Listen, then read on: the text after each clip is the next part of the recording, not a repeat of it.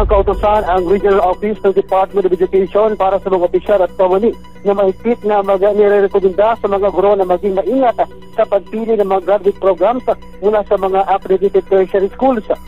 Aling sunod sa naunang isyong lumabas, kaugnay ng mula scam ng pinasasangutan ng ilang masteral at doctorate degree sa programs na inaanok ng isang individual na kumakatawan sa isang kolehiyo. Mahigpit na nire-rekomenda ng DepEd Limaropa sa lahat ng guro na maging maingat at nagsagawa ng masong verifikasyon sa pagpili ng kanilang graduate program at tiyaking ang natiling higher education institution ay opisyal na accredited at sa ilalim ng kontrol ng Commission on Higher Education.